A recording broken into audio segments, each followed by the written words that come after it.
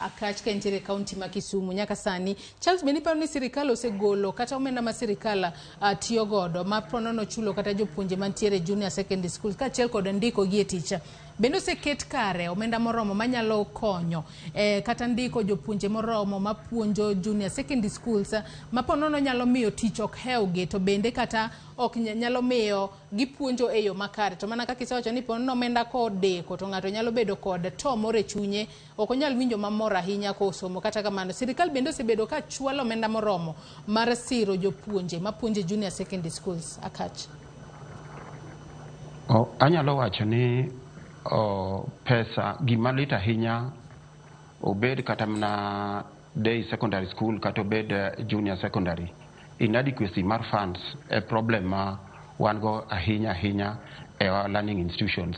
Achiel mabiro en ni every teachers nigi problem mar yudo teaching materials. Mar ariyo, government bende onge gi pesa moromo mondo gi post jopuonj manyalo puonjo junior secondary. Nikech sani king'iyo tiyudo ni government post jopuonj ariyo each and every learning institution. To bende mioro gi kamano no to bende ok giromo. Koro problem maparo ni government nigo ka en lack of funds.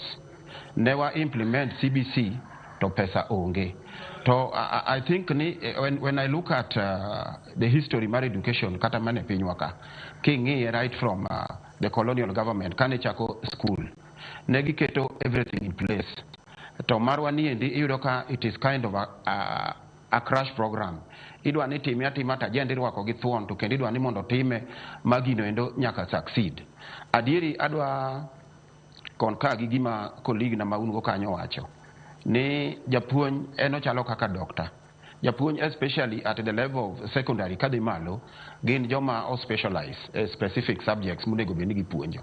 Kokaw japuonj moro ni puonjo subject generally gi jabedo subjects ariyo mipuonjo e secondary school. Tadek onyalo mana bedo ni kore en optional kata en something else. Tariyo ge mopuonjo. Therefore ok expect ni ng'ato mapuonjo junior secondary school chak nyalo dhi puonjo komachielo cha kata ng'ama puonjo komachielo cha biro e junior secondary school kaendi ni biro puonjo nikech gi train at different levels to the kind of training mabe gi undergo bendo pogore. Omiyo pod anyalo wacho ni wan gi shida mang'eny ahinya e wach implementation mar CBC. And CBC anyalo wacho ni is a very noble idea nikech kaka an awuon apuonjo e secondary schools, apuonjo bende technical colleges. So the dream mar our nation has been ni Kenya obed a country manie level ma dangwa wach ni newly industrialized. But these things nyalo mana timore kadipo ni nitiere adequate funding e our learning institutions. Adequate funding in the sense ni jopuonj wan go moromo, learning materials wan go moromo, environment is conducive. But now when kadipo ni ng'iyo junior secondary school ibiro yudo ni gik moko nitie midwaro kanyo machalo kaka swimming pool.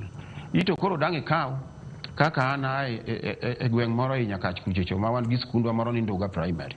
Idwaro ni mondo gibed kata gi swimming pool. Swimming pool ne ma be kata kinyiso nyithindo moko to gikia kata ni to mano to iwacha ng'ono. Omiyo aparo ni there was a hurry. Nitie haraka moro apani because of political expediency ni mondo wa implement gini whether bad or omiyo challenges to nitie ok dang' awuondu kata ok dang' awach ni onge. Pod giago nigi shida mang'eny kendo mang'eny ahinya.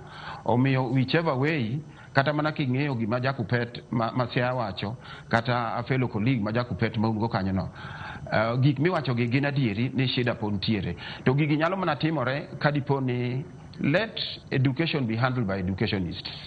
We jomo tim education mosebedo jopuonje mo handle to kik wakete politics. To kwa kete politics to wabiro bedo gi nyithindo madang' kiny wawach ni wan gi half baked kata wan gi educated illiterate ma bendo somo en gi certificate to gimo nyalo timo to onge.